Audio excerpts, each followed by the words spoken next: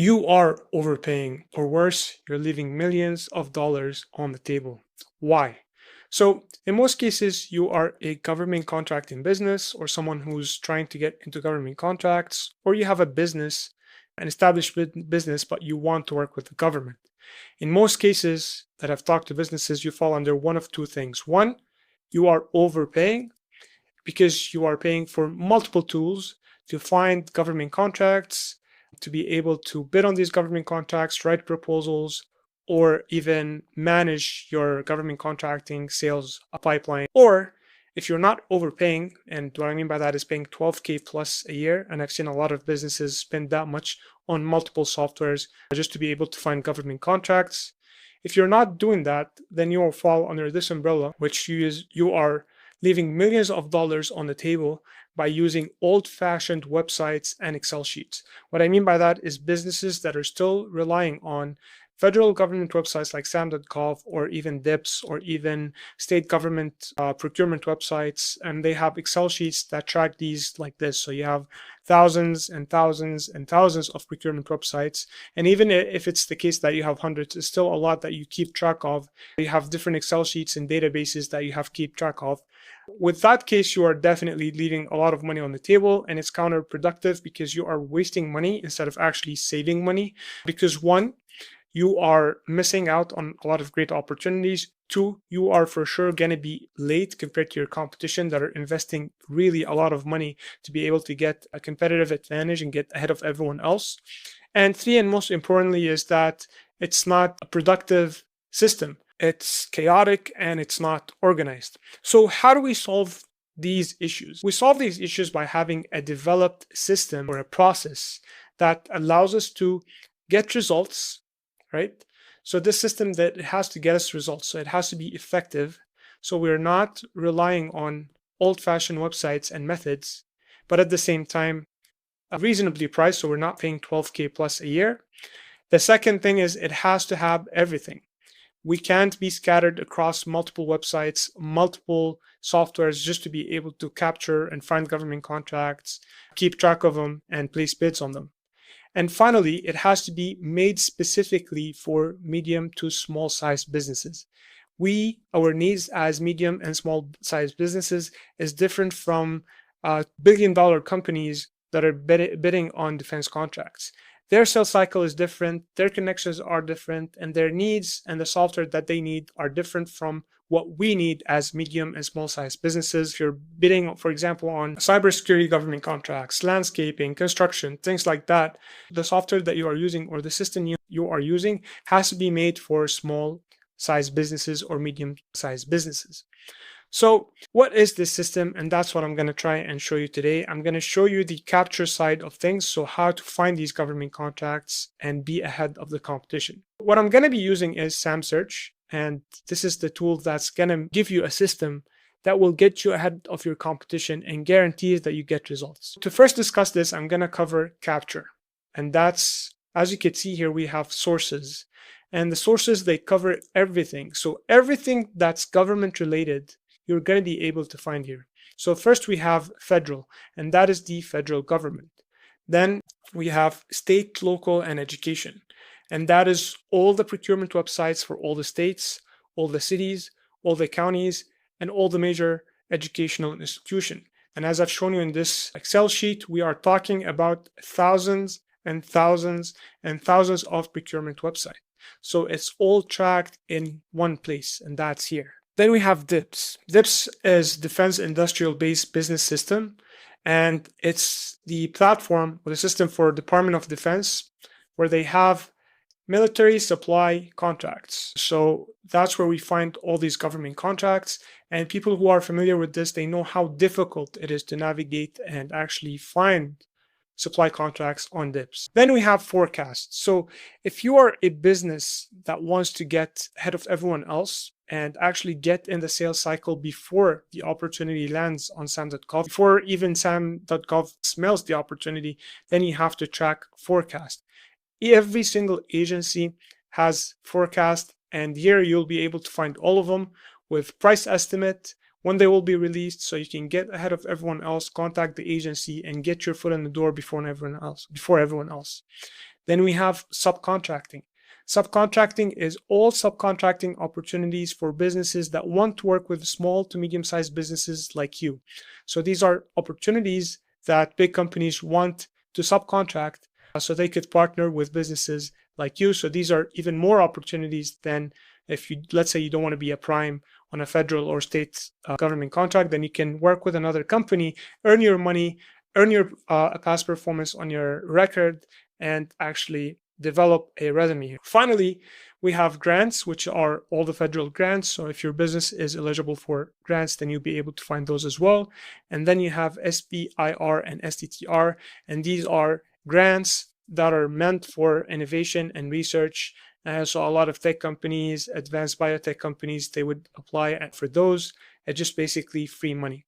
So with this, we are capturing everything. Now, the nice thing about each one of these is, which I'm going to try and cover, is that how easy it is to actually go from finding a contract to understanding it to placing a bid on it. And I'm going to start with federal. First, you could see that every contract looks like this. So if we compare this to SAM.gov, it's day and night. We have all the information we want. Some of it is AI generated, like the product or service or the RFP, RFQ, RFX. So this way we would know what they're asking for. Are they asking for sources sought, requests for quote, requests for proposal, and so on.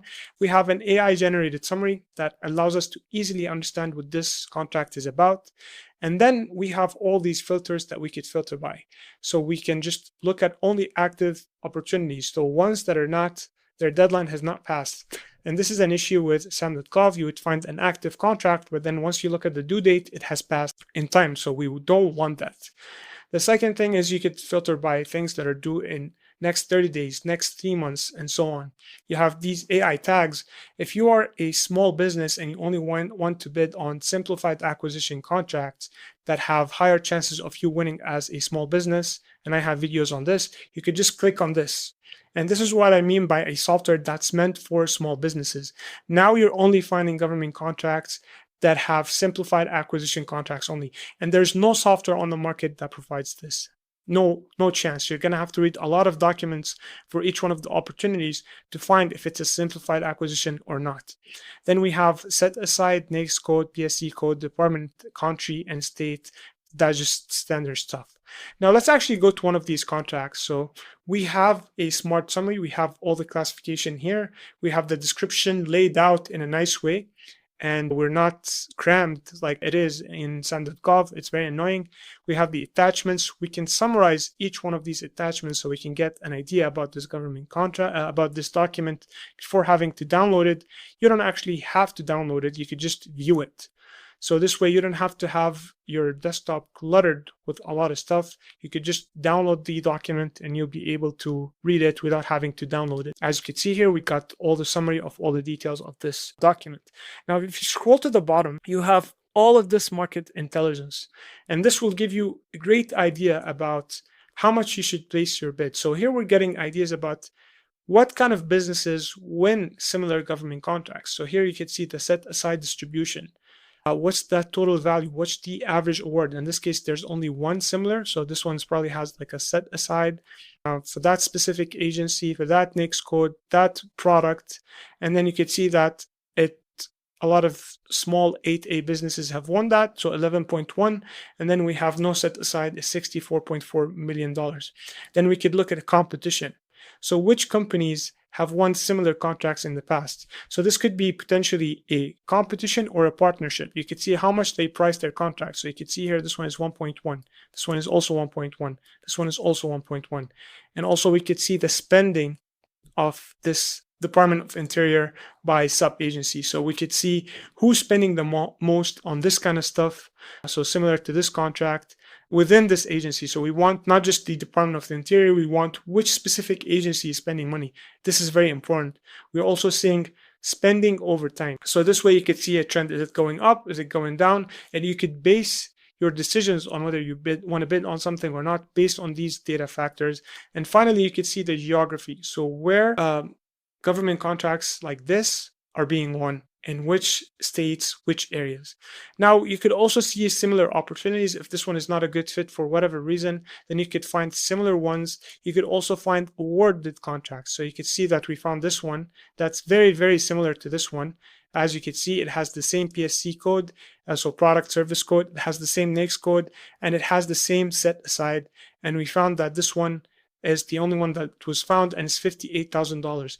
This is what you have to study when you want to bid on this, because nothing teaches you better than history. So you'd be able to base your pricing based off of it. Also, sometimes you get a lot more than one, but in this case, you got only one.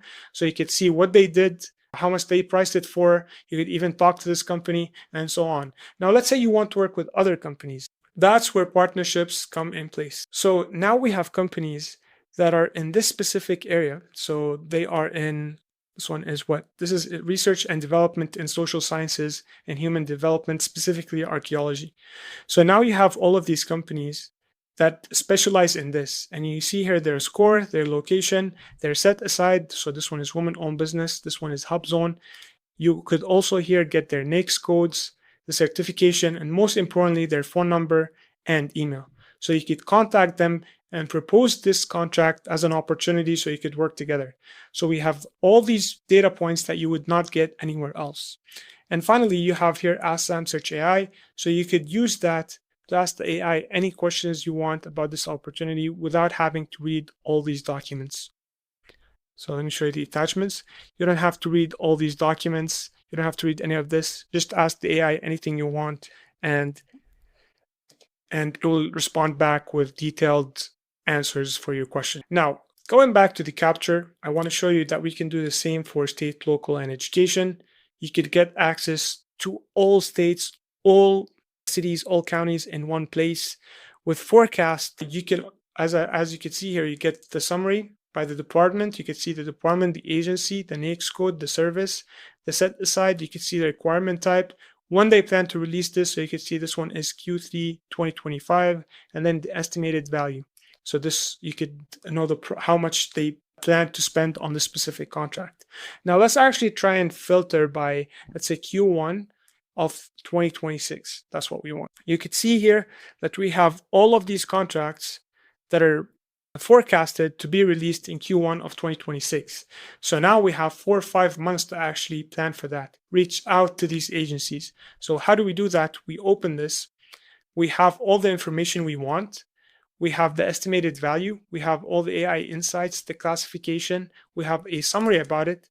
All we have to do right now is email. And the email is ready. You could copy it, paste it in your email software, or you could just click on email and it will show up with the email ready. You're not going to be able to see it because I'm only sharing the window, but I got the email open and ready to be sent. All you have to do is reach out, and there you have it, a scheduled meeting with the agency before even they release it, even as sources sought, or even like a pre-solicitation. You're getting that before it ever reaches SAM.gov.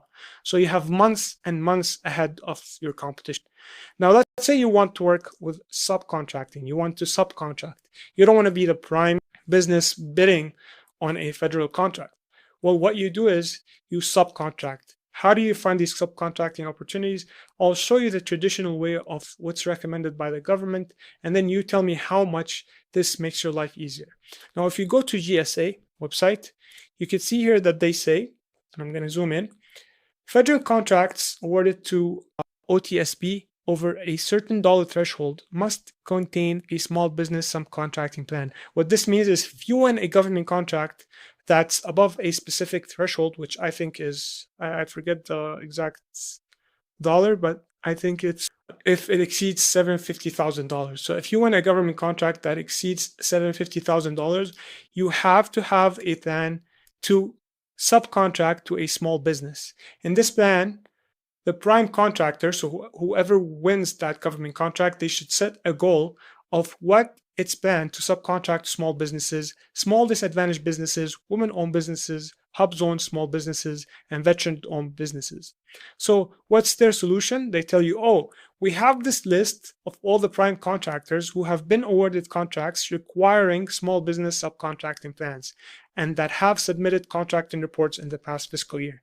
So you have here all of these businesses that have won contracts above $750,000, what they tell you, oh, get this ID and go run with it, find information about what contracts they actually won, who you should reach out to subcontract, and find out if they want to work with you or not.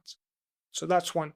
Then you have the DOT, and that's the Department of Transportation. They have the exact same model. They give you the companies. They're like, oh, these companies, they are forced to work with small businesses. So reach out to them and subcontract, but they give you nothing, like no information almost. So what did we do? And also you have the SBA subnet.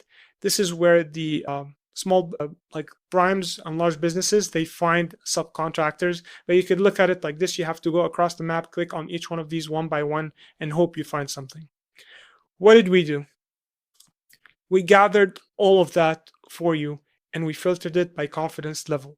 So high means that these subcontracting opportunities, the business is actively requesting for you to work with them because they're looking for small size businesses, and they tell you. So this one, they are looking for hub zone 8A, various disadvantaged categories, and they're looking for trucking, demolition, pile driving, all of these kind of businesses. So now you could search across all of these opportunities that are high. Then you have the medium ones, and these are the businesses that are obligated to work with small businesses and subcontract to them. We have found all of their contracts and their contact information. So you could click on this, get the information of the contract. So you could see that EA Engineering, this one, for example, they are seeking qualified small businesses to support phase 1 of some investigation. You could see here all the details, the contact information, the phone number, the email. So you could reach out, click on email contact, and that's it. You can now subcontract to all of these companies with ease. It's the easiest way to find subcontracting.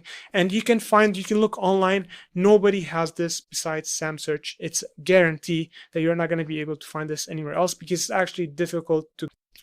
Now we go on to the last two things. I didn't cover DIPs because it will take forever, but we have grants. So these are federal grants. And if your business is eligible to any of these, and you can see it's a lot of money, like $900,000 to $1 million. This one is $750. This one is $3 to $6 million. This is just free money. So you could also find grants, and if you're eligible for SBIR STTR, you'll be able to also find those as well. Now, I'm not even done.